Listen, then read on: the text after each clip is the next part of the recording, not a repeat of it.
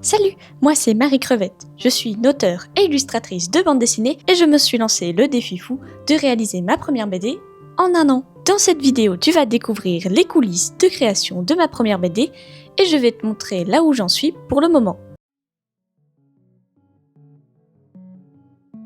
C'est parti pour vous montrer les premières pages de ma BD et vous en dire un peu plus sur ce projet. Je vais vous montrer le début de ma BD et vous en parler un petit peu plus.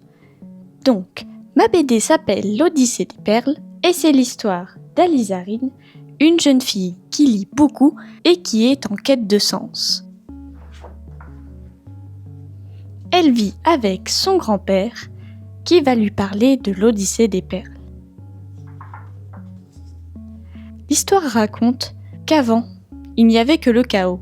Et dans ce chaos, le grand dieu Phi est arrivé, avec 7 perles de sagesse.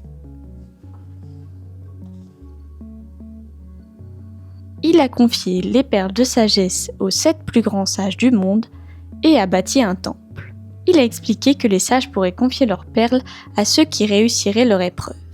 Et une fois toutes les perles réunies, ils pouvaient se rendre au temple et rencontrer le grand dieu Phi.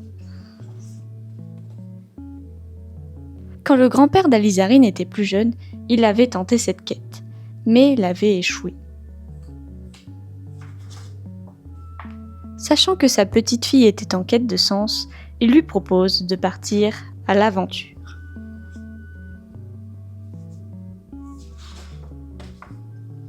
C'est ainsi qu'Alizarine partit avec son petit bateau à la recherche de la première perle de sagesse. S'aidant de la carte que son grand-père lui a confiée, elle commence à explorer l'île des Odos. Une petite île où vivent de drôles de personnages, les Odos, des petits monstres en forme de gouttes d'eau.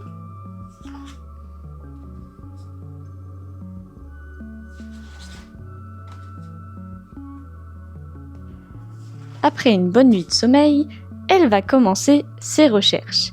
Le petit Zodo va lui faire visiter le village. Il va commencer par lui montrer la demeure du roi. Le roi des Odos, un drôle de personnage.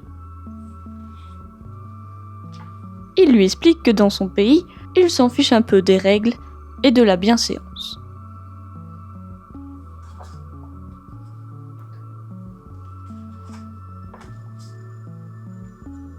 Sur ces péripéties, Alizarine continue de visiter le village. Elle fait la rencontre avec une Zodo qui lui parle de l'existence de Diogène, sûrement le Zodo le plus sage de l'île. C'est alors qu'Alizarine décide de se rendre chez lui. Mais elle tombe face à une multitude d'objets qui traînent dans tous les sens. Une fois arrivée à la porte, elle toque. Un drôle de Zodo, Diogène, lui ouvre la porte et l'invite à entrer. C'est la page 25 et il y aura en tout 72 pages. Je vais vous montrer quel matériel j'utilise pour réaliser ma BD. Pour ce qui est du papier, j'utilise celui Montval de chez Canson.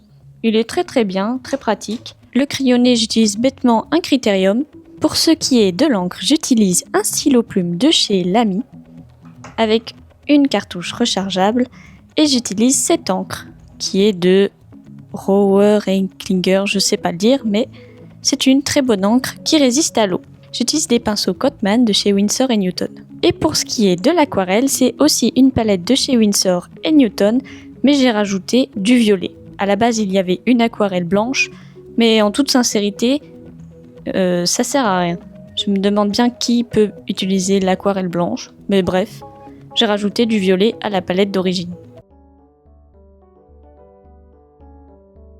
Je vais vous montrer le storyboard de ma BD. Pour ma BD, j'ai commencé à faire un storyboard. Comme vous le voyez, c'est des croquis de toutes les pages. Et oui, c'est fait sur des vieilles feuilles de cours, mais c'est pas grave. Comme vous voyez, c'est très mal dessiné. Et d'ailleurs là, il y a eu des traces de pattes de chat, je pense. Et c'est à partir de ce storyboard que je crée mes pages de BD. Merci d'avoir regardé cette vidéo. N'hésite pas à t'abonner pour ne pas manquer mes prochains contenus et à activer la cloche. À bientôt pour de prochaines vidéos.